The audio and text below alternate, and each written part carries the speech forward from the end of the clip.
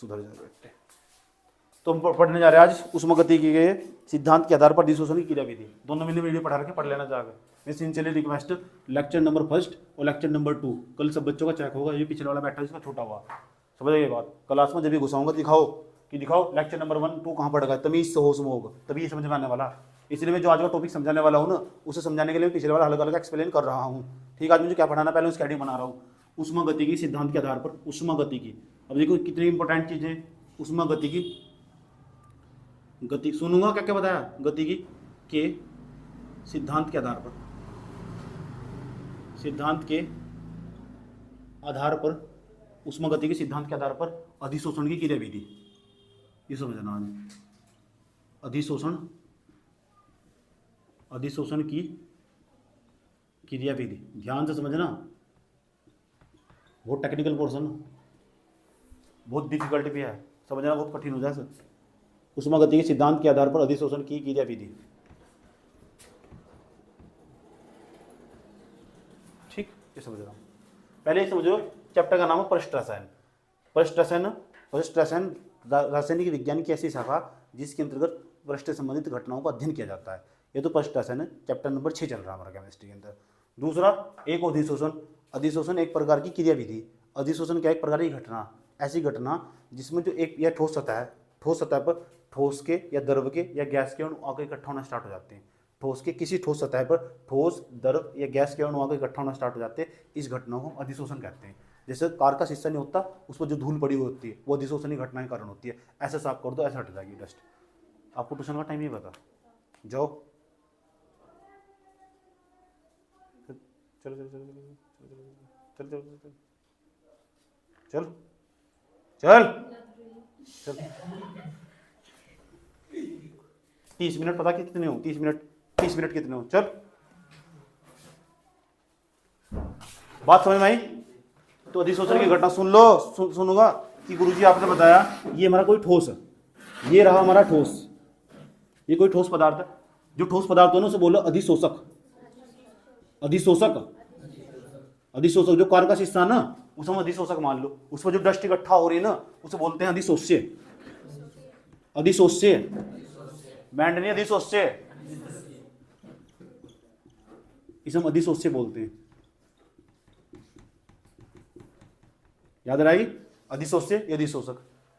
ये जो अधिशोष्य है ना, ये अधिशोष्य का नहीं, ये ठोस के भी हो सकते हैं, द्रव के हो सकते हैं, गैस के भी हो सकते हैं, आकर किसी सतह पर इकट्ठा होना स्टार्ट हो जाते हैं। इसी घटना को अधिशोषण कहते हैं। और कहते हैं जब ये अणु ना अंदर प्रवेश कर जाते हैं, अंदर प्रवेश कर जाते हैं, उस घटना को अवशोषण कहते हैं। तो दो घटनाएं हो, एक तो अधिशोषण हो, एक अवशोषण। पिछले वाली वीडियो में यही पढ़ाया गया, समझ में आया बात है? पिछले वाली जो वीडियो उनमें यही पढ़ाया गया। कॉपी लेकर बैठना, सीधा फिर कॉपी में लिखना, डायरेक्ट सब समझा रखा बहुत अच्छी तरीके से। लगन हो तो पढ़ने की कहीं से भी सीखा जा सके। अगर लगन नहीं हो ना तो ये कितना भी अच्छा पढ़ा रहा हो, मास्टर नहीं समझ में आने वाला। समझ बात? जज्बा हाँ हो पढ़ने का, जिगरे में। बात समझ में आई? तो कितनी घटना होगी? दो, एक तो अधिशोषण की, एक अवशोषण की। जब ठोस या द्रव या गैस के अणु किसी सतह के अंदर प्रवेश कर जाते हैं, इस घटना को अवशोषण कहते हैं। और जब इस सतह पे इकट्ठा होना शुरू हो जाते हैं, इस घटना को अधिशोषण कहते हैं। बात समझ में आई? जैसे डस्ट पड़ी हुई, धूल पड़ी हुई, किसकी कार की शीशे पड़ी हुई। जैसे कल मैंने अपनी कार बाहर निकाली ना, उस पर इतनी मोटी मोटी परत चढ़ रही थी धूल की। समझ में आया बात है? तो कौन सी घटना, अधिशोषण की अवशोषण की? जैसे हमारे यहाँ कुछ दिन पहले जब बारिश हुई थी ना, बारिश के मौसम के दौरान क्या हुआ था, हमारा जो गेट था एक ऊपर पड़ा हुआ था छत पर, और जब छत पर पड़ा हुआ था उसकी जो पलाई थी वो फूल गई थी। तो जो द्रव के अणु थे ना उसके अंदर प्रवेश करके इसलिए फूल गई, वो अवशोषण की घटना होगी। दोनों समझ में आएगी, अधिशोषण भी अवशोषण भी। और अच्छी तरह समझना, टेक्निकल तरीके से लिखना, नोट्स किस तरह बनाना, वो पिछली वाली दोनों वीडियो में आराम से यही समझाया पिछली वाली क्लासों में। बात समझ में आई? कोई प्रॉब्लम यहाँ तक? अब हम क्या समझने वाले, आज हम समझने वाले जो फिर मैंने वो भी समझा रखा है अधिशोषण के कितने प्रकार को, कौन कौन से अधिशोषण हो, ये भी समझा रखा। वो पूरा पढ़ना तुम्हें, वो तुम्हारा काम हो, कल यही चेक होगा तुम्हारा केमिस्ट्री में। उसके बाद अब आज हम क्या पढ़ना, आज हम पढ़ना कि उष्मागतिकी के सिद्धांत के आधार पर अधिशोषण की क्रियाविधि समझनी। अधिशोषण की क्रियाविधि समझनी। अधिशोषण तो पता लग गया क्या हो अधिशोषण? पता लगो, बताओ क्या हो? ठोस, द्रव या गैस के अणु जब किसी ठोस की सतह पर इकट्ठा होना शुरू हो जाते हैं, इस घटना को क्या कहते हैं? अधिशोषण। यह क्रियाविधि समझनी। किसके आधार पर समझनी? उष्मागतिकी के सिद्धांत के आधार पर। अब तुम ये नहीं बताओ उष्मागतिकी क्या हो, ये तो बता दूंगा, ये 11th क्लास का टॉपिक। अब ये भी एक्सप्लेन करना पड़ेगा मुझे अच्छी तरीके से। पता क्या उष्मागतिकी? तो बगल बैठ कर बस देख के बैठ कर नाटक, रील देख रही ऊपर बैठ कर टच कर। ये कह रही तू गई आज। डेल्टा जी बराबर, सुन लो ध्यान से अच्छी तरीके से। ये जो एक फॉर्मूला, इस फॉर्मूले को याद रखना, इस फॉर्मूले में एक एक चीज का मतलब बताने वाला हूँ। अगर तुम समझना उष्मागतिकी सिद्धांत के आधार पर अधिशोषण की क्रियाविधि समझनी, बहुत आराम से समझाऊंगा और लिखवाऊंगा भी ना। पहले समझाऊंगा फिर सुनूंगा फिर लिखवाऊंगा। तीनों रूल पता है मेरा, पहले समझाऊंगा फिर सुनूंगा फिर लिखवाऊंगा। लिखवाऊंगा नहीं, खुद ही लिखोगे। समझ में आया बात है? तो डेल्टा जी बराबर सूत्र हो, डेल्टा जी बराबर हमारा सूत्र हो डेल्टा एच। कभी देखा तुमने ये वाला सूत्र? देखा तुमने? डेल्टा एच माइनस के टी डेल्टा एस पढ़ा? तो नाम ही पहले इस बार तुमने कौन से ऐसे इसका जो डेल्टा जी है ना, डेल्टा जी का नाम हो गिब्स ऊर्जा, गिब्स एनर्जी, गिब्स ऊर्जा। नाम तो याद ही रख लोगे, अभी सब चीजों को मतलब समझाने जा रहे हैं। तो डेल्टा जी का नाम क्या है? गिब्स ऊर्जा, गिब्स ऊर्जा। इतनी बात बताओ, समझ में आई नहीं? डेल्टा एच का नाम हो एंट्रोपी। क्या हो? एंट्रोपी नहीं, एंथैल्पी। एंथैल्पी इसका नाम एंथैल्पी हो। एंथैल्पी दूसरी भाषा में ऊर्जा भी कहते हैं, ऊर्जा। डेल्टा एच का नाम याद रहने वाला। डेल्टा एच का नाम बताओ। एंथैल्पी। थैली नहीं, एंथैल्पी। इसका नाम है ऊर्जा। हंस रहे, मतलब इतना सुनने के बावजूद भी हंस रहे यार, बड़े बेशर्म इंसान हो। इसे कहते हैं गिब्स एनर्जी, इसका नाम एंथैल्पी। ठीक। अनु करे मनु भाई जी, तुम्हें मोहम्मद हरपो की विश्वास पास करवा दोगे तुम। डेल्टा एस का नाम है एंट्रोपी। महालैक्टोनी ट्रोपी, एंट्रोपी। अच्छा एंट्रोपी। जब कुछ याद नहीं आता तो ये हो याद, महालैक्टो याद आ रही है। अच्छा 1 रुपए की 4 संतरे की टोपियाँ होती, किसने खाई है? खाई दोनों खाई, बड़ा मस्त होती। 4 होती, कितनी होती? 25, बड़ा नजारा था उसमें। दिक्कत जब खड़ी होती जब उसके अंदर मक्खी निकल जाती। ऐसे कितने की टॉफी के अंदर मक्खी निकली है? कोई ऐसा निकली हो? जब बिना देख को खा जाओ।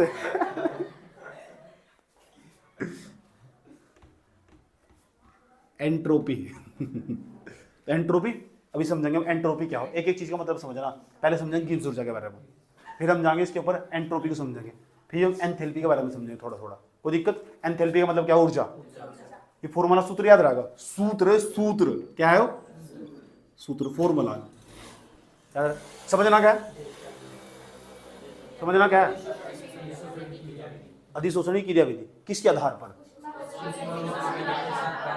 उष्मागतिकी सिद्धांत। यही तो उष्मागतिकी का सिद्धांत हो। डेल्टा जी बराबर डेल्टा एच माइनस के टी डेल्टा एस। यही समझागा देखो तुम। अब इसके लिए, इसे समझाने के लिए मैं कुछ सहारा लूंगा, और वो सहारा जिसका लूंगा, ठीक, पहले समझाने जा रहा हूं मैं गिब्स ऊर्जा किसे कहते हैं। गिब्स ऊर्जा, इसका मतलब क्या हो गिब्स ऊर्जा का? ऐसे छोटे छोटे कुछ उदाहरण मिलेगा साइड में। आज जो पहले नंबर का पॉइंट बनाने जा रहा हूं, पहले नंबर का लिखना किस तरह, पेपर में किस तरह सवाल आएगा वो सब बताऊंगा। डोंट वरी, सवाल कैसा आएगा, उत्तर कहां से लिखेंगे, पहले समझ लो जो भी बता रहा हूं। जितना बताऊं इतना ही याद रखना, एडवांस मत जाना बिल्कुल भी। कोई दिक्कत नहीं आ रही तो फिर सो क्यों रही? ऐसे ऐसे ऐसे कर, ये क्या है? कोई दिक्कत? चलो, जो डेल्टा जी है ना, डेल्टा जी का मान कितना? 0। अगर कोई किसी सवाल में हमने डेल्टा जी का मान हमारा 0 आया, कोई भी सवाल करा हमने, सवाल करते वक्त हमारा डेल्टा जी का मान कितना आया? 0। तो याद रखना, तो जो अवस्था होगी ना, निकाय की जो अवस्था होगी, निकाय की, निगहानी निकाय, उसे बोल लेंगे हम साम्यावस्था। जब डेल्टा मान जी का मान कितना था? 0। याद रखना हो, रट लो से दिमाग में। मैं पूछूंगा बेटे जब गिब्स ऊर्जा का मान 0 हो तो कौन सी अवस्था हो? जी साम्यावस्था। इसका मतलब समझाने जा रहा हूं, बस 1 ही मिनट का टाइम दो। साम्यावस्था क्या क्या क्या कहना क्या चाह रहे हैं? साम्यावस्था। ठीक, कोई दिक्कत? इसे बोलते हैं इंग्लिश में इक्विलिब्रियम पोजीशन, हिंदी में ठीक है साम्यावस्था। ठीक, कोई दिक्कत है ना? दूसरे नंबर पे चले जाओ, दूसरे नंबर पे इसके अंदर ही ट्यूशन का टाइम, ट्यूशन टाइम आधा घंटे से ज़्यादा लेट है। वहाँ देख 7 बज गए, कौन सा काम? चल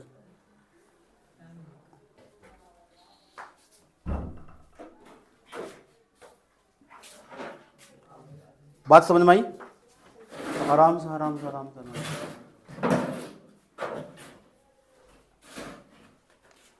बताओ, अगर डेल्टा जी का मान कितना हो 0 तो कौन सी अवस्था होगी? साम्यावस्था।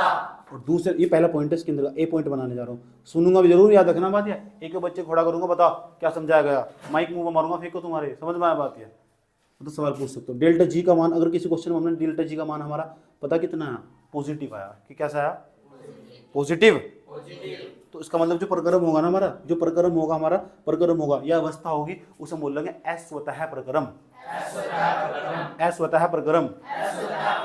तो साम्यावस्था का मतलब भी समझाने वाला हूँ, अस्वतः का प्रक्रम का मतलब समझाने वाला हूँ। और जीरो का मतलब क्या है, और डेल्टा जी का मान प्लस। मैंने कहा अभी तुम्हें नहीं पता, ये उष्मागति का नियम कक्षा 11 का नियम, और कक्षा 11 तो भावना में ही बहेगी, ऐसे चली गई, कक्षा 11 तो ऐसे चली गई, पता चला कैसे चली गई।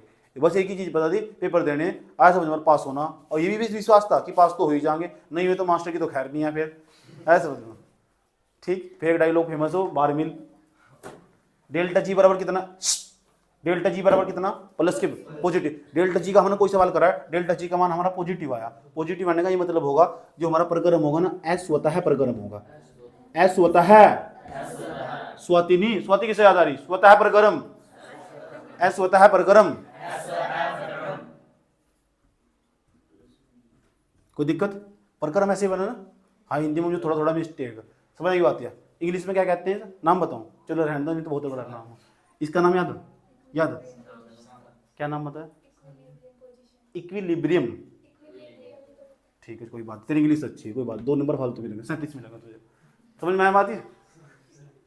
डेल्टा जी बराबर, डेल्टा जी बराबर, अगर इसका मान माइनस में आ जा, कहाँ में आ जा, कोई क्वेश्चन निकाल रहा हमने, किसी क्वेश्चन में डेल्टा जी का मान माइनस में आया, तो आप कूद कर पता क्या होगे, गुरुजी स्वतः प्रक्रम, स्वतः प्रक्रम, स्वतः प्रक्रम। कोई दिक्कत यहाँ तक, ठीक। तीन प्रकार, तीन स्टेज बताई ना तुम्हें, 3 अवस्थाएं बताई। नंबर साम्यावस्था, कब होगी साम्यावस्था, जब डेल्टा जी का मान, जब डेल्टा जी का मान पॉजिटिव हो जाए स्वतः प्रक्रम, और जब डेल्टा जी का मान माइनस हो जाए तो स्वतः प्रक्रम। अब इनका मतलब भी समझा दो, एक तो आप रटवा रहे हो इस तरह, आया समझ, मतलब समझाओ मैं। अब हम 11वीं नहीं पढ़ेंगे, आपका मेरी क्या मजबूरी थी, आया समझ में, तो 11वीं का बताओ ना पीछे, कोई क्या दिक्कत हो रही है। अच्छा चलो, उदाहरण दे रहा हूँ, आराम से समझाने की कोशिश कर रहा हूँ, ताकि साम्यावस्था भी समझ में आए, स्वतः प्रक्रम भी और स्वतः प्रक्रम भी। दोबारा फिर समझने में क्या क्या समझाऊं, उष्मागति के सिद्धांत के आधार पर अधिशोषण की क्रियाविधि समझ रहे, बार बार इसलिए समझाने जा रहा हूँ ताकि तुम्हें कठिनाई न पैदा हो समझने में टॉपिक।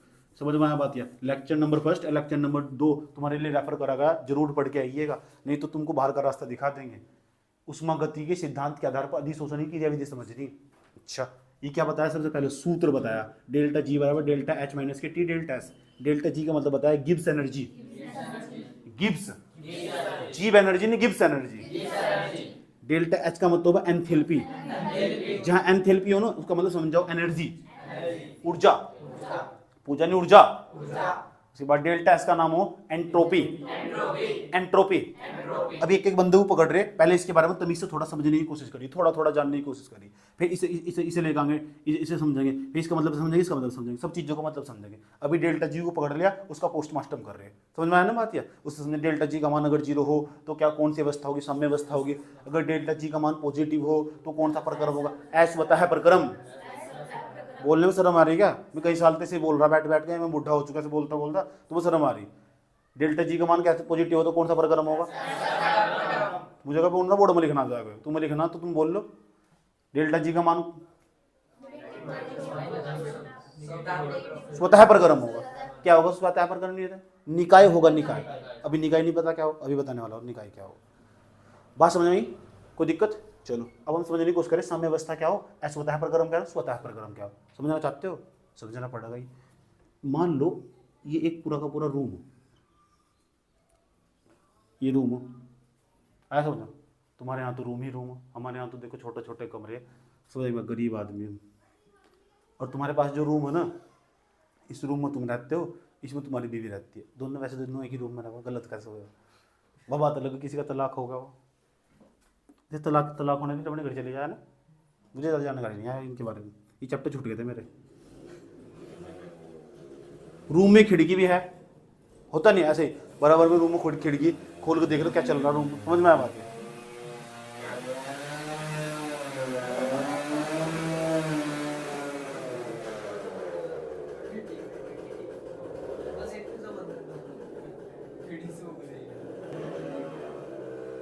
तो क्या देख रहा था, स्वतः प्रक्रम।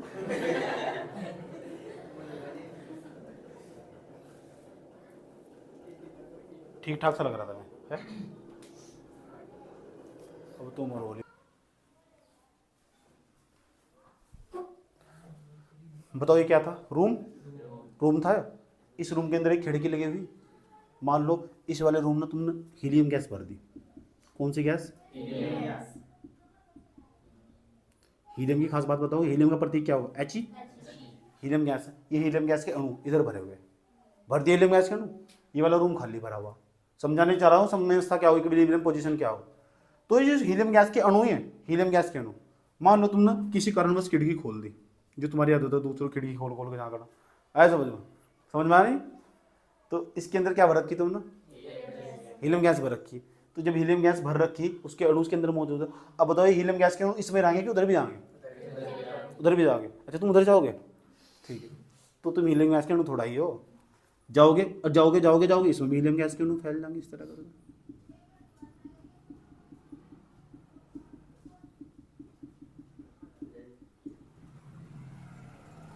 फैल जाएंगे नहीं? कब तक फैल लेंगे? जब तो दोनों तरफ बराबर ना हो जाए। एक समय ऐसा, अभी तो जाना स्टार्ट करें, चले गए चले गए चले, कब तक जाएंगे? सारे अणु इधर भाग जाएंगे, या जब तक जाएंगे जब तक दोनों तरफ बराबर ना हो जाए? भाई सारे अणु थोड़ा भाग जाएंगे इधर, ऐसा हो जाएगा, ऐसी कंडीशन हो जाएगी जब तक दोनों तरफ बराबर हो जाए, बैलेंस हो जाए, बैलेंस इधर भी इतने अणु हो जाए, इधर भी इतने अणु हो जाए। आज इधर 50 अणु ना, तो उधर भी कितने अणु होंगे? 50 अणु। इधर 100 अणु ना, तो इधर भी कितने अणु? 100। इतनी बात बताओ, बराबर हो जाएंगे नहीं? बराबर हम कहेंगे ऐसी अवस्था को बोल लेंगे जो निकाय ने इस टाइम साम्यावस्था मांगा। साम्यावस्था बताओ, साम्यावस्था क्या हो? समझ आई साम्यावस्था? जब दोनों तरफ ना किसी निकाय में, आया समझ में, किसी निकाय में जो अणु हो दोनों तरफ बराबर, तुम्हें समझाने के लिए इस साम्यावस्था कहते हैं। कोई प्रॉब्लम यहाँ तक? साम्यावस्था समझ में आई? साम्यावस्था क्या हो समझ, उदाहरण दिया कि समझाने के लिए। तुम्हें हीलियम गैस के अणु भरे हुए थे कमरे के अंदर, उसके बाद एक खिड़की लगी हुई थी, खिड़की में इधर अणु इधर चले गए, जब तक जाएंगे जब तक दोनों तरफ बराबर ना हो जाए, जैसे बराबर हो जाएंगे ऐसी अवस्था को हम साम्यावस्था बोल लेंगे। साम्यावस्था, इसे पूरे बोलते हैं निकाय। निकाय की साम्यावस्था। ठीक, कोई दिक्कत यहाँ तक? अब ये हमारा प्रक्रम अश्वतः प्रक्रम। अब जो अश्वतः प्रक्रम, उसे हम अश्वतः प्रक्रम नहीं कहने, अश्वतः प्रक्रम थोड़ी बहुत समझेंगे, थोड़ी देर बाद, इससे पहले समझेंगे स्वतः प्रक्रम। अब ये बताओ, आपने बस खिड़की खोल ली थी, एक अणु को भेजने की कोशिश करी आपने, बाकी अणु तो स्वयं ही चले गए, जब तक गए जब तक बराबर नहीं हुए, जब तक गए जब तक क्या नहीं हुए? बराबर। ऐसे प्रक्रम को बोलते हैं स्वतः प्रक्रम। जब अपना, स्वतः का मतलब अपने आप ही, नाम ही तो कहते हैं, नाम में सब कुछ छिपा हुआ हो। आपने तो सिर्फ एक दो अणु को भेजा था, बाकी तो उसके पीछे पीछे चल रहे सारे। ऐसे समझ भाई, आपने 2-3 अणु को भेजने की कोशिश करी, बाकी ऑटोमेटिक नहीं चल रहे उसके पीछे पीछे सारे, अपने आप चले नहीं, अपने आप चल दिए नहीं, अपने आप मतलब स्वतः। तो ऐसे प्रक्रम को बोलते हैं स्वतः प्रक्रम। स्वतः प्रक्रम। कोई दिक्कत यहाँ तक? ठीक, अब ध्यान से सुनना, एक दूसरा डायग्राम मैं समझा रहा हूँ, ये थोड़ा जटिल सा, देखते हैं, समझने की कोशिश करते हैं। ये पूरा का पूरा वही खिड़की वाला उदाहरण, ये खिड़की रखी हुई है यहाँ से, समझ लगी हुई यहाँ से, आया समझ में? इधर ने सोचो अणु आ चुके, तो खिड़की हमने खोल दी, इस तरह कर खोल दी खिड़की, चलो खिड़की खोल दी, इधर बहुत सारे अणु भरे हुए, अभी सारे अणु इधर ही भरे हुए, दोनों तरफ बराबर हैं। मान लो आपने कोई अणु उठाया, धोखे दे दो, उठा फेंक दिया, इधर उठाकर फेंक दिया, आया समझ में? अभी सारे अणु थोड़ा इसके पीछे चले जाएंगे, तो बराबर और कहते, सिर्फ एक ही तो अणु आपने इधर फेंचा, एक ही अणु उठाया और इधर फेंक दिया, तो इसका मतलब सारे अणु दोनों जाने के बजाय सर, इसका मतलब ये होगा, ऐसे प्रक्रम को बोल देंगे अस्वतः प्रक्रम। अपने आप नहीं हुआ, हमने उठा कैसे फेंका, नाम ए लगा हुआ ना, उल्टा होगा इसका। हमने उठाकर ना उस अणु को जबरदस्ती उठाकर इस वाले दूसरे वाले कमरे में डाल दिया, इसका ये मतलब होगा ऐसे प्रक्रम को निकाय का ऐसे जो प्रक्रम होगा उसे बोलते हैं अस्वतः प्रक्रम। बस तुम्हें समझाने के लिए उदाहरण दिया है, आसान भाषा में समझाता हूँ, थोड़ा दूसरी भाषा में। अगरबत्ती कौन पूजा पाठ करता? पूजा पाठ कौन करता? हाथ खड़ा करके पूजा पाठ करता। जो करता नहीं नास्तिक को साले डूब के मरोगे तुम नहर में, करनी चाहिए। एक करते नहीं पूजा पाठ। अगरबत्ती कौन कौन जलाते हैं? अगरबत्ती, धूपबत्ती भी जलाए, तो धूपबत्ती वाले हाथ खड़ा करो, धूपबत्ती सबने जलाई हो। अब मुझे बता, जो अगरबत्ती या धूपबत्ती तुम जलाते हो, तो कुछ करता भी नहीं करता, ना तो आधा करा हाथ खड़ा, ना पूरा करा, इसका क्या मतलब? वो आया समझ, ये देख रहा था पड़ोसी को, अगर ये हाथ खड़ा कर तो मैं भी करूंगा। तो जो अगरबत्ती हो, धूपबत्ती हो, उसकी जो सुगंध हो, आया समझ, तुमने अगरबत्ती यहाँ जलाई, ओम जय जगदीश हरे, और सामने खड़े स्वामी, आया समझ में? ठीक, तो ओम जय जगदीश हरे ऐसे करके अगरबत्ती की जो सुगंध, हाँ तुमने तो यहाँ फैलाई थी अगरबत्ती की सुगंध, वो धीरे धीरे स्वतः है अपने आप ही धीरे धीरे धीरे फैलना स्टार्ट हो जाएगी नहीं ज़्यादा, तो कौन सा अपने आप ही चल हो जाएगी नहीं, तो कौन सा प्रक्रम हो? स्वतः है। एक आया समझ, तुम्हारे जैसा जो कंजूस टाइप का, वगैरह कहाँ जा रही सुगंध, दूसरे घर में नहीं जानी चाहिए, उठाई और बोतल में पैक कर दी, ये कौन सा प्रक्रम होगा?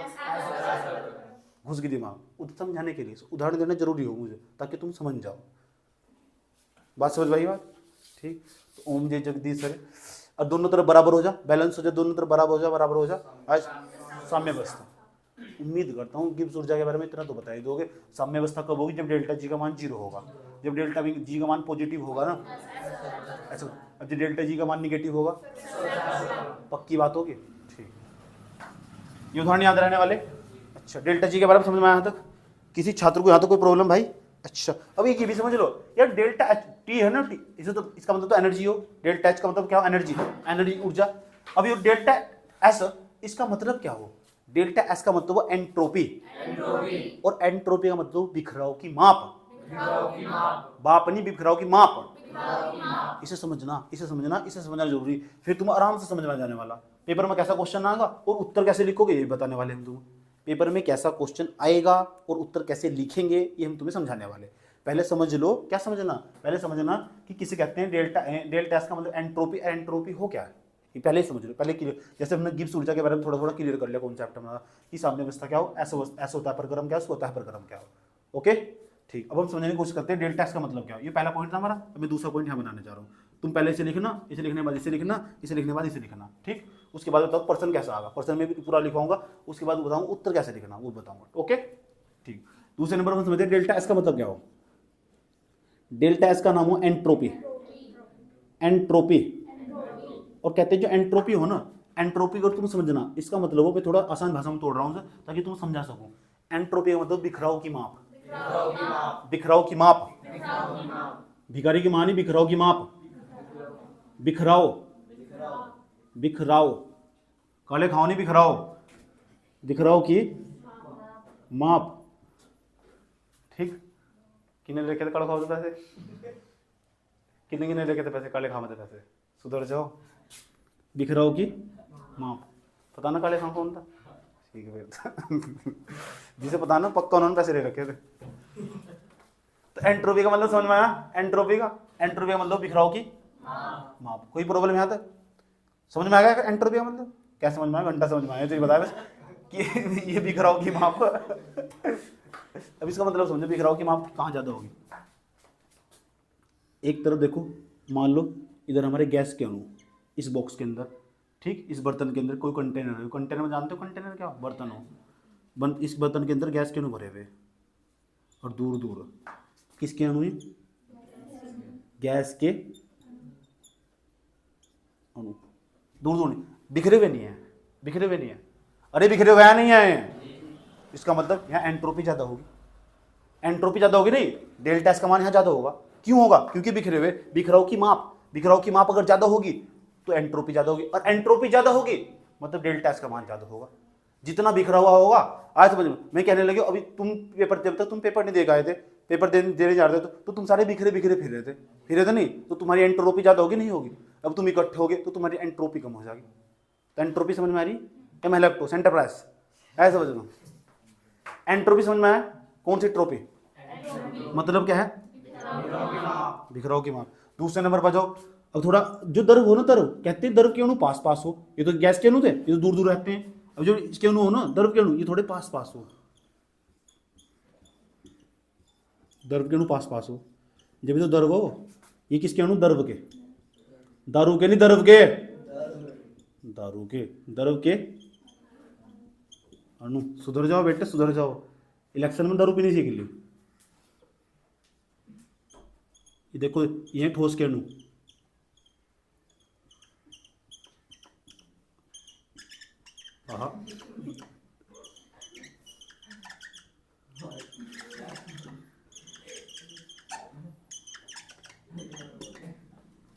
बताओ किसके अणु है? ठोस के।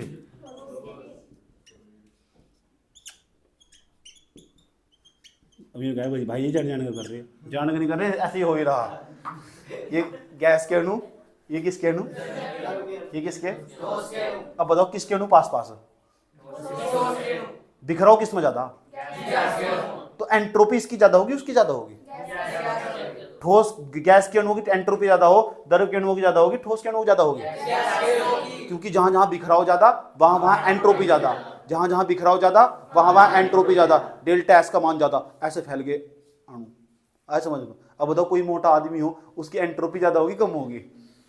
मोटा आदमी हो, ज़्यादा मोटा टाइप का हो, 1 क्विंटल का हो, समझ, उसकी एंट्रोपी ज़्यादा होगी, और जो पतला होगा उसकी एंट्रोपी क्या होगी? कम होगी। अब बताओ समझ में आया बात? क्या भगवान करो तुम्हारी एंट्रोपी ज़्यादा बन जा तो तुम फैल जाओ। मैं चाहता हूँ तुम 2 क्विंटल के हो जाओ।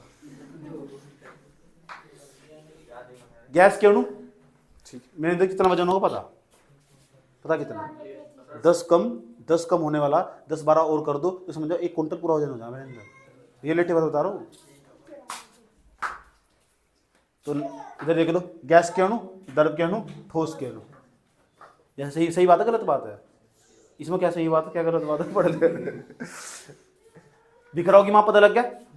अगर गैस, तो अब मैं तुम्हारे सामने उदाहरण देने जा रहा हूँ, तुम बताना कि किसके अणु की जो एंट्रोपी ज्यादा होगी, कहाँ एंट्रोपी ज्यादा होगी, कहाँ डेल्टा एस का मान ज्यादा होगा, कहाँ कम होगा। गैस का बनाया हमने द्रव, द्रव का बनाया हमने गैस, क्या बनाया? गैस। उसके बाद द्रव का बनाया हमने ठोस, क्या बनाया? ठोस। बताना है डेल्टा एस का मान कैसा होगा, पॉजिटिव होगा निगेटिव होगा? डेल्टा एस का मान पॉजिटिव होगा निगेटिव होगा? द्रव गैस था, गैस का हमने क्या बनाया? द्रव। तो गैस की ज्यादा होगी बिखराव की माप, या द्रव की ज्यादा होगी? तो यहाँ गैस की ज्यादा होगी, इसका मतलब यहाँ इसमें तो कम हो जाएंगे नहीं, तो एंट्रोपी घट जाएगी बढ़ जाएगी? यानी डेल्टा एस का मान या निगेटिव होगा। ओके, खुद ही बताया तुमने। पहले कोई चीज द्रव थी और उसको हमने द्रव का पता क्या बना दिया? गैस बना दिया, उड़ा को बना दिया उसको, तो बिखर जाएंगे सारे अणु। जब बिखर जाएंगे एंट्रोपी ज्यादा होगी कम हो जाएगी? शाबाश, मैंने कहा था नहीं उत्तर तो मैं तुम्हारे मुंह से निकलवा लूंगा। आज द्रव जो है क्या? ठोस नहीं है, तो कोई चीज द्रव थी, हमने उसका ठोस बनाया, द्रव थी उसका ठोस बना दिया, एंट्रोपी कम हो जाएगी ज्यादा हो जाएगी? शाबाश, एंट्रोपी कम हो जाएगी है ना? तो कम हो जाएगी तो माइनस, तो डेल्टा एस का मान माइनस। इसका मतलब ये तो बात पक्का पता लग चुकी, तुम कहाँ डेल्टा एस का मान माइनस में होगा, कहाँ प्लस में होगा, और कहाँ डेल्टा जी का मान माइनस में होगा, कहाँ प्लस में होगा, क्या जीरो होगा। अगर डेल्टा जी का मान जीरो आया, इसका मतलब कौन सी अवस्था होगी?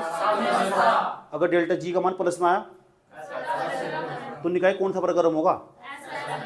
एस आता नहीं, एस होता है परगरम। अगर डेल्टा जी का मान आया निगेटिव तो कौन सा परगरम होगा? स्वतः है परगरम। स्वाति कौन सा बोल रहा है? सुधर जाओ, इतनी बात तो समझ में नहीं है। दूसरे नंबर पर डेल्टा जी का जो मान है, डेल्टा जी का मान, डेल्टा जी जो डेल्टा एस का नाम है एंट्रोपी। अच्छा, तीनों का मतलब भी समझ में आया नहीं इसका? इसे बनाने में कोई घटता नहीं है, इसमें किसी का घटता नहीं, इसमें किसी कुछ जाता नहीं, ठीक। डेल्टा एस का नाम है एंट्रोपी, नाम है बिखराव की माप। जो गैस, द्रव और ठोस के अणु ना वे कम बिखरते हैं, आपस में पास होते हैं, परिणाम स्वरूप उनकी जो एंट्रोपी होगी ना कम होगी, और यहाँ जो गैस के अणु हो ना उनकी एंट्रोपी अधिक होगी। क्यों? क्योंकि वहाँ बिखराव की माप ज़्यादा होगी। कोई प्रॉब्लम समझ में आया? अभी मेरे पास जगह का अभाव है, इसे मैं चाहता हूँ तुमने इसे इतना ही नोट कर लो सब बच्चे अपनी कॉपी में।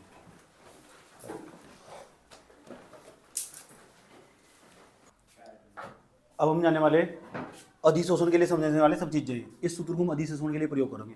पहले अधिशोषण का मतलब समझ लो एक बार हो क्या, ध्यान से सुनना अच्छे तरीके से। अब ये हम समझ रहे, देखो अधिशोषण की क्रियाविधि समझेंगे हम उष्मागति के सिद्धांत के आधार पर। उष्मागति का सिद्धांत हमने समझ लिया, ये हम समझ रहे थे उष्मागति का सिद्धांत था अब तक। अब समझेंगे अधिशोषण की क्रियाविधि। अब तक हम जो समझ रहे थे ना ये उष्मागति का सिद्धांत था, अब हम समझेंगे पता क्या? अधिशोषण की क्रियाविधि। किसके आधार पर समझेंगे? उष्मागति की ये सिद्धांत। अभी तुम क्या क्या जाने हमारे साथ? डेल्टा जी के बारे में सब कुछ जाने, ठीक, या नाम भी याद रख लेना इसका, नहीं तो चाटा भी मेरा सब कुछ जाने फिर। उसके बाद डेल्टा एस का नाम एंट्रोपी, बिखराव की माप, ये भी तुम सब कुछ जाने। डेल्टा एच का नाम एंथैल्पी, ये भी जानते हो तुम कि एंट्रोपी किसकी ज़्यादा होगी किसकी कम होगी। उदाहरण मैंने बहुत अच्छे उदाहरण दे दिए, नहीं कोई प्रॉब्लम यहाँ तो? इतनी बात बताओ समझ में आई नहीं है? कोई प्रॉब्लम? आगे चलो। दूसरे नंबर बजाओ, दूसरे नंबर। अब हम समझेंगे अधिशोषण के लिए सब कुछ क्या हो। अधिशोषण के लिए, किसके लिए? अधिशोषण के लिए, अधिशोषण के लिए देखते कितनी बुद्धि प्रयोग करेंगे तुम। पहले समझ लो अधिशोषण क्या हो, आया समझ में? कुछ छात्र ऐसे भी तो यहाँ से जो सदियों बाद जेल काट खाए, तो जिन्हें पता नहीं अधिशोषण क्या हो। समझ में आई बात है? ये सरबजीत है, सरबजीत देखी थी सरबजीत पिक्चर, वो पाकिस्तान में जेल में बनता जो तेरे मेरे प्यार की हिफाजत रहे, ऐसा करके करना सबको ये। ठीक, तो ये अधिशोषण क्या हो, ठोस या जो द्रव या गैस के अणु हो ना, जब ये किसी ठोस की सतह पे इकट्ठा होने स्टार्ट हो जाए, इसे जो ऊपर आ रहे हैं ना, इन अणु को बोलते हैं अधिशोष्य। बैंड नहीं, अधिशोष्य। अधिशोष्य पे थोड़े में कहेंगे सतीश, इधर देख लो, अधिशोष्य होगा, अधिशोष्य के बाद अधिशोषक। अधिशोषक, ये हमारा अधिशोषक होगा, ये अधिशोष्य होगा, ये अधिशोषक होगा। समझ में आया बात? जरा बताओ, जो अधिशोषणी घटना होया, अधिशोषणी घटना है पूरी पूरी, अधिशोष्य के अणु अधिशोषक की सतह पे इकट्ठा होना स्टार्ट हो जाते हैं। अधिशोष्य के जो अणु होते हैं ना, वे ठोस भी हो सकते हैं, द्रव के भी अणु हो सकते हैं और गैस के भी हो सकते हैं। कोई प्रॉब्लम यहाँ तक? मैं बोर्ड पर लिख पा रहा हूँ ना बाबू, हम बोर्ड पर लिख पा रहे हैं, SONUG, आया समझ में? नाम दिया, जी का मतलब निकाल लियो, जी मतलब वैसे नाम दिया। अब इसे साफ कर देते हैं इस तरह, ये अधिशोषणी घटना थी, आया समझ में? अभी हम उसके बाद तुम्हें बताते हैं। रफ का वेद यहाँ लिख दिया ना, एस। अवशोषण की घटना थी, अणु भीतर तक प्रवेश कर चुके। अधिशोषण अवशोषण क्लियर होगा, लेकिन हम पढ़ रहे अधिशोषण के लिए, वहां देखो अधिशोषण पढ़ना, अभी अवशोषण की बात नहीं हो रही। बात समझ में आई? कोई दिक्कत? उदाहरण तो बड़ा मस्त दिया आपने, मजा आएगा। कोई दिक्कत? अच्छा, अधिशोषक हो, अधिशोषक ये अधिशोष्य होगी। अधिशोष्य के अणु ठोस के भी हो सकते हैं, द्रव के भी या गैस के भी। अधिशोषक की सतह पे इकट्ठा होंगे, जब अधिशोषक की सतह पे इकट्ठा होंगे तो हम ऐसे कह सकते हैं, इस घटना को हम अधिशोषण कहते हैं। पढ़ रहे क्या हम? पढ़ रहे हम ये जो हमारा फॉर्मूला नहीं वाला, जो फॉर्मूला बोर्ड पे लिखे हुए, हम पता है क्यों नहीं मिटाया इसको यूज करेंगे हम अधिशोषण के लिए। जब अधिशोष्य के जो अणु होते हैं अधिशोषक की सतह पे इकट्ठा होना शुरू हो जाते हैं, तो पता क्या होगा, जो पृष्ठ है ना, इसकी एनर्जी घट जाती है। क्या हो जाती है इसकी? और एनर्जी घटने का क्या मतलब? एनर्जी लिखा हुआ, एनर्जी ऊर्जा, एंथैल्पी घट जाती है। ऐसा स्वाभाविक हो, इसके अंदर तो ऊर्जा निकलकर बाहर चली जाती है। समझ में आया बात? है ऊर्जा निकलकर कहां चली जाती है? जब ऊर्जा बाहर चली जाती है ना, इस घटना को 10वीं क्लास में पढ़ा था केमिस्ट्री में, पहले चैप्टर में। पिछले जब भी पढ़ाया होगा तो मुझे भी पढ़ाना है, पिछले साल पता क्या पढ़ाया था? एक ऐसी क्रिया जिसके दौरान उष्मा बाहर चली जाती है, उसे उष्माक्षेपी अभिक्रिया कहते हैं। पढ़ाया था तो तुमने तो पढ़कर वहीं छोड़ दिया था, बस 10वीं में लिखना था।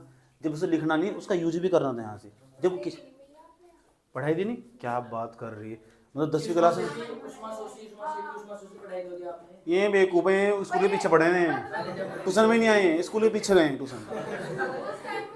ऐसे भूप सिंह के घर गई थी क्या पढ़ने? देखा, चलो चुप हो जाओ, बस बात मत करो बिल्कुल। तो उष्माक्षेपी अभिक्रिया आई, इसमें जो पृष्ठ है ना, उसकी ऊर्जा बाहर चली जाती है। समझ में आया? तो अधिशोषणी घटना में यही हो, जैसे इस पृष्ठ पर आकर अणु इकट्ठा होना स्टार्ट हो जाएंगे ना, तो ये पृष्ठ बेचारा कमजोर पड़ जाएगा, इसकी एनर्जी निकलकर कहाँ चली जाएगी? पुश हो जाएगी एनर्जी। क्या हो जाएगी? पुश होने का मतलब बाहर चली जाएगी। कोई दिक्कत यहाँ तक? ठीक, तो बताओ, जब एनर्जी बाहर चली जाएगी तो एनर्जी घटेगी कि बढ़ेगी? घटेगी कि बढ़ेगी? अरे भाई साहब, जब एनर्जी बाहर चली जाएगी तो एनर्जी घटेगी कि बढ़ेगी? इसका मतलब आप कह सकते हैं कि जो डेल्टा एच होगा, डेल्टा एच को हम एनर्जी बोले हैं, एंथैल्पी बोले इसको, तो इसका मान माइनस में होगा कि प्लस में होगा? अरे तुम बोले हो कि कौन सी घटना के लिए होगा? अधिशोषणी घटना के लिए डेल्टा एच कहाँ का होगा? मान माइनस का होगा।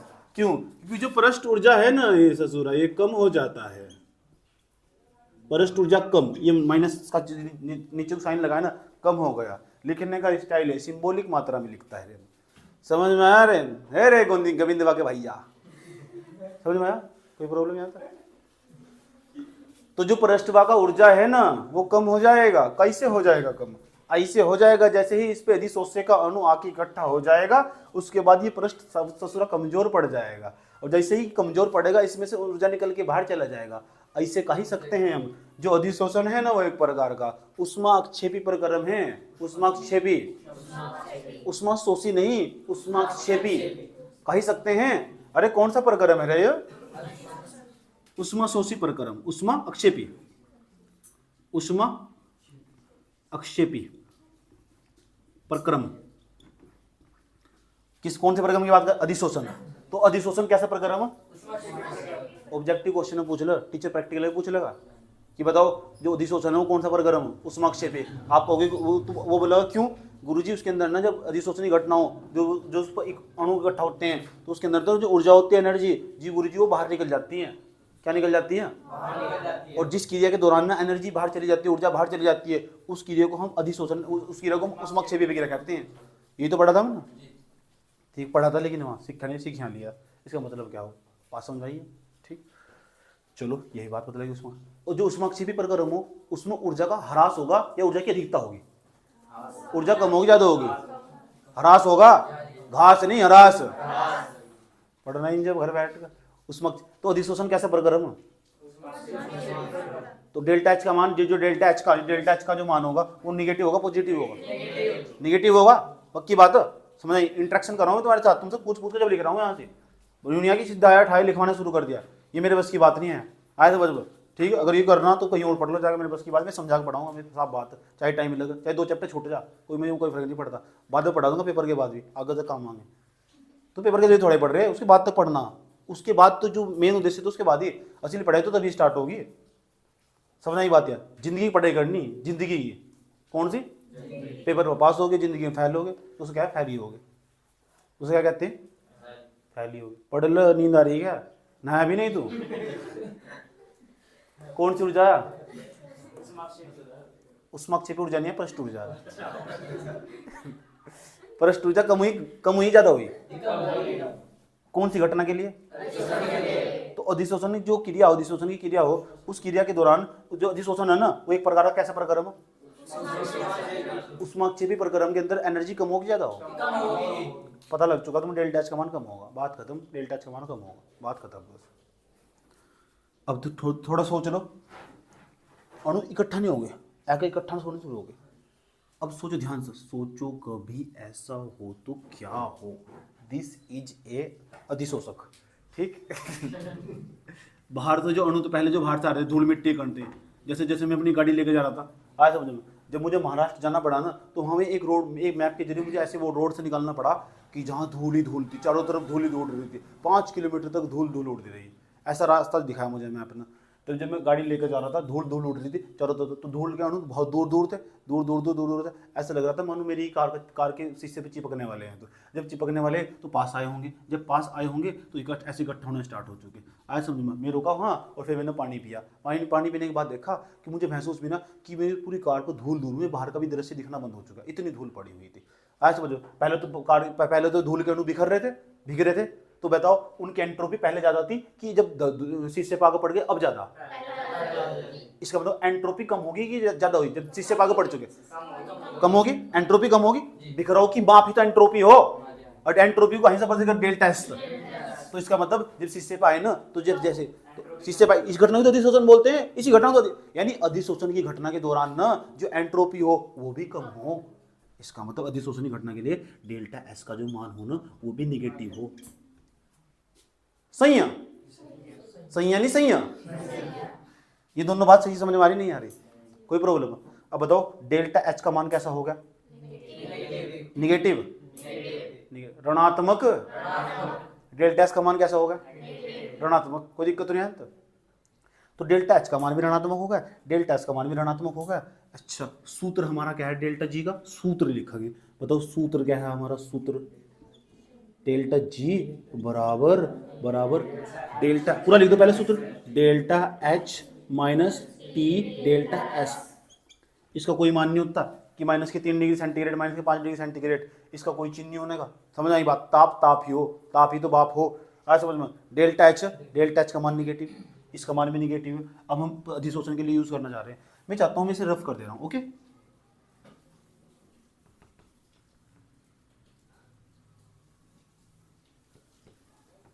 अधिशोषण के लिए पढ़ रहे हैं हम, अधिशोषण के लिए, अधिशोषण की क्रियाविधि समझ रहे हैं हम, किसके आधार पर? उष्मागति के सिद्धांत के आधार पर। तो डेल्टा एच का मान कैसा होगा? कौन सी घटना के लिए? अधिशोषण। डेल्टा एच का मान भी कैसा होगा? कौन सी घटना के लिए? अच्छा, अधिशोषण कैसा प्रक्रम? ऊर्जा कम होगी कि ज्यादा होगी? कोई दिक्कत? समझ में? कोई भी चीज रटवाई नहीं जा रही, बिल्कुल भी समझाई जा रही पहले। उसके बाद आगे चलो।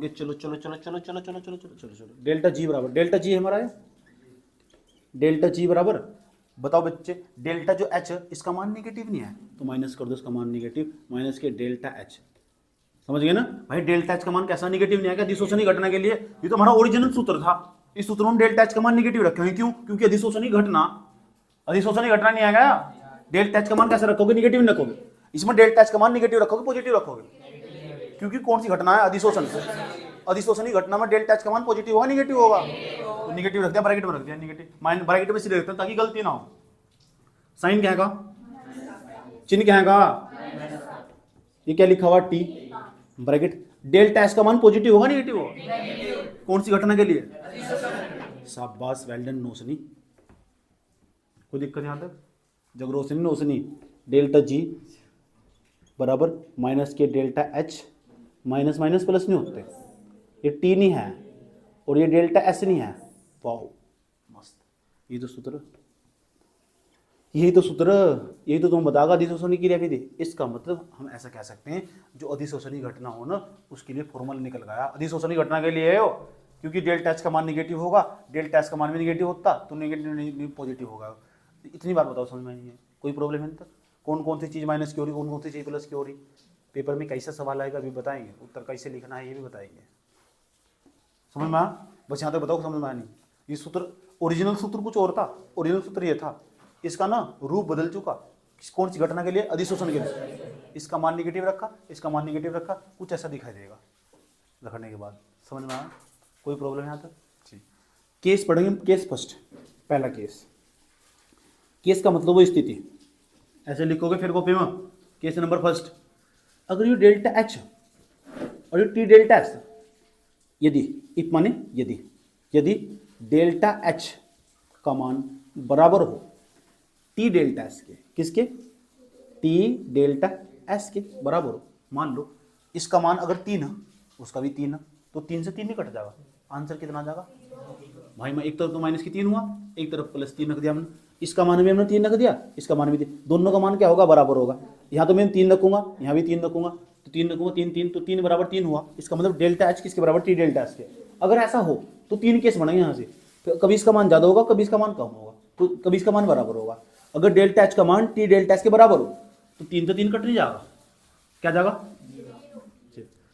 टी डेल्टा एच का मान टी डेल्टा एच के बराबर, तो बताओ यहाँ डेल्टा एच की जगह हम टी डेल्टा एच लिखो सूत्र में, डेल्टा जी बराबर ये क्या लिखा हुआ? माइनस, बताओ डेल्टा एच की जगह क्या लिख देंगे? डेल्टा एच की जगह टी डेल्टा एस, ये क्या लिखा हुआ? प्लस टी डेल्टा एस, धड़क क्या जगह कितना बैठेगा? एक संख्या माइनस की, एक संख्या प्लस की हो, मैथमेटिक्स कहता है सब घटपट का 0 आ जा, तो 0 आया। और जब डेल्टा जी का मान 0 आ जा, यही मैं तुम्हारे मुंह से निकलवाना चाह रहा था। इसका मतलब जो निकाय होगा ना अधिशोषण के लिए, तो इसकी जो अवस्था होगी, ऐसी अवस्था को पता कौन सी अवस्था बोलते हैं? साम्य। ये लिखना है ब्रैकेट में, ऐसे लिख देना साम्य अवस्था, यही तो अधिशोषण की क्रिया विधि। देखा कितना जटिल टॉपिक मैंने कितने आसान सरल शब्दों में समझाया, इसे बोलते साम्य अवस्था।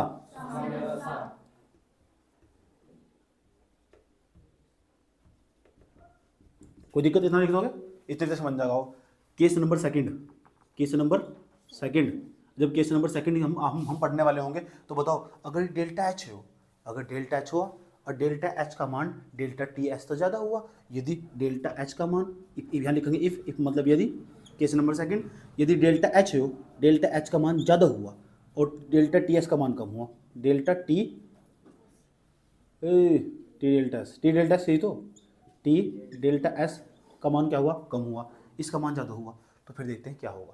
और जो डेल्टा जी है इसका मान कैसा आएगा? चलो रखते हो, इसका मान तो ज़्यादा रखना, इसका मान कम रखना, रखो माइनस, इसका मान चलो 4 रख दो, इसका मान 3 रख दो। समझ गए ना? कहा था नहीं मैंने, डेल्टा एच का मान ज़्यादा रख रहे हैं आप, डेल्टा एच का मान ज़्यादा रखिए, चिड़िया का मुंह डेल्टा एच की तरफ, यदि डेल्टा एच का मान ज़्यादा रख रहे, देखो डेल्टा एच का मान ज़्यादा रखा, डेल्टा एच का मान ज़्यादा रखा, 4 रख दो, और डेल्टा टी एच का मान आपने कम रखा, देखो 3 रख दो, घटाने के बाद कितना आंसर आएगा? माइनस में आया प्लस में आया? तो डेल्टा जी का मान माइनस में आएगा प्लस में आएगा? डेल्टा जी का मान माइनस में आएगा प्लस में आएगा? इसका मतलब डेल्टा जी का मान माइनस में स्वतः है प्रक्रम। कौन सा प्रक्रम? यहाँ लिख दोगे आप स्वतः प्रक्रम, स्वतः प्रक्रम। मैंने कहा था नहीं, उत्तर तो मैं तुम्हारे मुंह से निकलवा दूंगा। तीसरे वाला देखो, तीसरे वाला, यदि ऐसा हो डेल्टा एच का मान कम हो और डेल्टा टी एच का मान ज़्यादा हो, फिर देखते हैं क्या होगा। केस नंबर कौन सा था, case number 3। If delta H का मान कम और टी डेल्टा एच का मान क्या होगा, ज़्यादा होगा। तो ज़्यादा होगा तो डेल्टा जो जी होगा ना, डेल्टा जी होगा, डेल्टा जी का मान। अब बताओ इसे तो कम कर दो, इसे ज़्यादा कर दो। एक तरफ तो लिख दो -3, एक तरफ लिख दो 8 लिख दो, कोई दिक्कत थोड़ा ही है। घटाओ कितना बैठा का 5, 5 प्लस की नहीं आया, आया तो आंसर प्लस में, तो प्लस में आया, डेल्टा जी का मान प्लस में होगा। जब प्लस में होगा डेल्टा जी का मान तो कौन सा प्रक्रम होगा, पेपर में बस यही करना, 100 तक प्रक्रम तक समझा, इससे मतलब था हम। ठीक, तो ये कौन सा प्रक्रम होगा, एस होता है प्रक्रम, एस होता है प्रक्रम। कोई प्रॉब्लम, कौन सा प्रक्रम होगा, एस होता है प्रक्रम। इतनी बात बताओ समझ में नहीं। अब वो बता दे पेपर में कैसा आएगा, पेपर में ऐसा आएगा सवाल, उष्मागतिकी के सिद्धांत के आधार पर अधिशोषण की क्रियाविधि को समझाइए। उष्मागतिकी के सिद्धांत के आधार पर अधिशोषण की क्रियाविधि को समझाइए। समझ में आया बात है। तो जितना मैंने समझाया ना सारा का सारा, ठीक, ये सारा का सारा लिखना पड़ेगा वहाँ तुम्हें, जितना पढ़ाया समझाया सारा लिखना पड़ेगा तुम। अब पेपर में आएगा 3 नंबर का। अगर तुम्हारे पास टाइम कम हो तो तुम सीधा यहाँ से स्टार्ट कर सकते हो। अधिशोषण के लिए, अधिशोषण के लिए ये डायग्राम बनाओगे, ये लिखोगे 3 केस लिखोगे, और उसके बाद जो मैं बातें बता रहे जाना हूँ 2-3 बातें, ये तीनों बातें लिखोगे। बात समझ में आया। पेपर में कैसा सवाल आएगा, पेपर में कैसा सवाल आएगा, उष्मागतिकी के सिद्धांत के आधार पर अधिशोषण की क्रियाविधि को समझाइए। पता लगा ना। अगर तुम्हारे पास टाइम कम हो तो जो पिछले वाला सारा स्किप कर दोगे, फिर यहाँ से लिखना स्टार्ट करोगे। अधिशोषण के लिए उस अधिशोषण उष्मागतिकी सिद्धांत के आधार पर अधिशोषण की क्रियाविधि, उष्मागतिकी सिद्धांत के आधार पर अधिशोषण की क्रियाविधि, ये हेडिंग बनेगी, ये सारा डाटा लिखोगे। ये लिखने के बाद यहाँ तक पहुँचोगे। यहाँ तक पहुँचने के बाद वो अपने आप समझ जाएगा कौन कौन सा प्रक्रम है, कि जो अस्वतः प्रक्रम हो, स्वतः प्रक्रम हो, स्वतः प्रक्रम हो, साम्यावस्था हो, ये सब उष्मागतिकी में आते हैं, उष्मागतिकी के सिद्धांत में आते हैं। बात समझ में आई है, कोई प्रॉब्लम। उसके बाद वो लिखना जो मैं बताता हूँ। पहले एक काम कर लो, सब बच्चे लोग यहाँ से उतार लो, यहाँ तक नोट कर लो।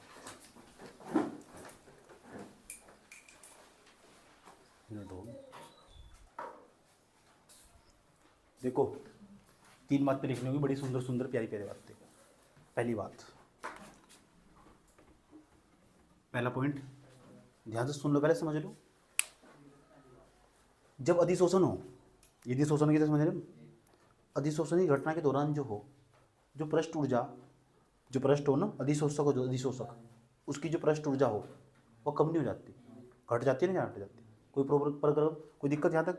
लेकिन जो उष्माक्षेपी प्रक्रम, जो अधिशोषण हो, वो कैसा प्रक्रम हो, उष्माक्षेपी प्रक्रम हो। उष्माक्षेपी प्रक्रम होने के बावजूद भी, ठीक, हम डेल्टा एच का जो मान होगा निगेटिव नहीं होगा। इतना ही पॉइंट लिखना। लिखो, चलो लिखवाता हूँ। ये देखो, अधिशोषण के लिए, अधिशोषण के लिए क्या, अधिशोषण के लिए पृष्ठ ऊर्जा, अधिशोषण के लिए पृष्ठ ऊर्जा सदैव कम होती है। अधिशोषण के लिए पृष्ठ ऊर्जा सदैव कम होती है। लिख लिया, कोई दिक्कत यहाँ तक। क्या लिखा, क्यों होती है, क्योंकि आकर्षण अधिक होता है। लिखो, क्योंकि आकर्षण अधिक होता है, क्योंकि आकर्षण अधिक होता है। और ये स्वाभाविक सी बात है, जहाँ आकर्षण होगा पृष्ठ ऊर्जा कमी होगी, क्योंकि आकर्षण अधिक होता है। लिख लिया, क्योंकि आकर्षण अधिक होता है। ठीक, लिख लेना यहाँ तक। पृष्ठ ऊर्जा सदैव कम होती है। अधिशोषण एक अतः, लिखो अतः, अधिशोषण एक उष्माक्षेपी प्रक्रम है। अधिशोषण एक उष्माक्षेपी प्रक्रम है। अधिशोषण एक उष्माक्षेपी प्रक्रम है। लिख लिया ना। क्या लिखा है बताओ। और ये लिखा है, अर्थात लिखो, अर्थात डेल्टा एच बराबर निगेटिव, अर्थात डेल्टा एच बराबर निगेटिव।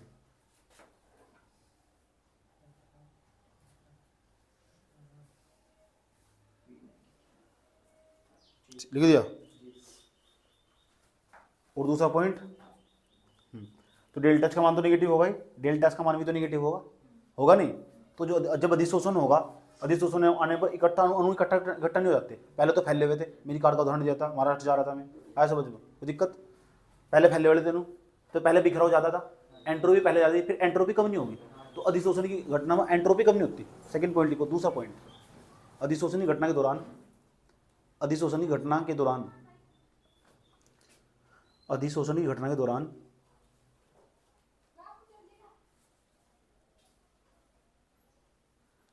एंट्रोपी का मान घटता है।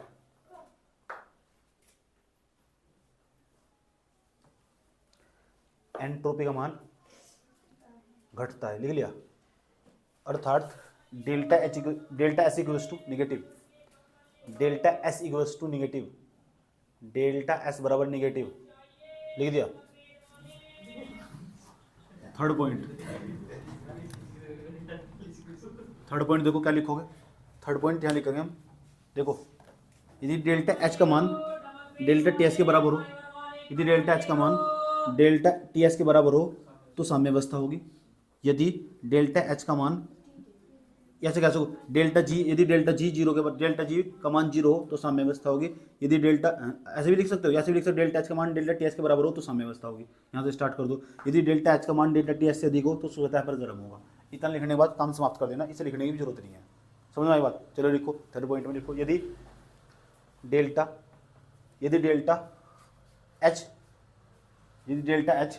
टी डेल्टा एस के बराबर हो, यदि delta H T delta S के बराबर हो, यदि delta H T delta S के बराबर हो, यदि delta H T delta S के बराबर हो तो स्वतः पर गर्म होगा, तो साम्यावस्था होगी, तो साम्यावस्था होगी, लिख दिया, साम्यावस्था होगी। उसके बाद यदि डेल्टा एच का मान, इसमें लिखना भी, यदि डेल्टा एच का मान टी डेल्टा एस से अधिक हो, यदि डेल्टा एच का मान टी डेल्टा एस से अधिक हो, यदि डेल्टा एच का मान टी डेल्टा एस से अधिक हो तो स्वतः पर गर्म होगा, स्वतः पर गर्म होगा।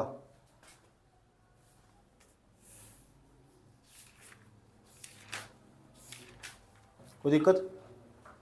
इतनी बात बताओ, समझ में नहीं आई? कोई प्रॉब्लम यहाँ तक? इतना ही लिखना होगा पेपर में। मैं क्वेश्चन लिखवाने जा रहा हूँ, उसको तो खुद लिख कर लेना, कहाँ तक लिखना खुद लिखना। ठीक बता दिया मैंने तुम्हें। पेपर क्वेश्चन कैसा आता, देख लो क्वेश्चन, हेडिंग से मेरे क्वेश्चन बनते हैं। उष्मागतिकी के सिद्धांत के आधार पर अधिशोषण की क्रियाविधि को समझाइए। उष्मागतिकी के सिद्धांत के आधार पर अधिशोषण की क्रियाविधि को समझाइए। यहाँ से स्टार्ट करो, समझ में आई बात? है अगर टाइम का अभाव होगा तो यहाँ से स्टार्ट करोगे, और टाइम फुल होगा ना तो फिर शुरू से करोगे। समझ में आया बात? है शुरू से कर दोगे बेहतरीन नंबर मिलेगा, यहाँ से करोगे तो नंबर मिलने के कम चांस रहेंगे। लेकिन जब टाइम कम हो तो फिर यहाँ से फिर कोई भी नंबर मिलेंगे। समझ में आई बात है? इतना ही देखकर समझाने वाला कि सब पता कि कैसे कैसे हो रहा, अधिशोषण के लिए क्या चीज़ प्लस की होगी, क्या चीज़ माइनस की होगी, उसने क्लास में समय बता रखा, वही तो मैं बताना वहाँ से।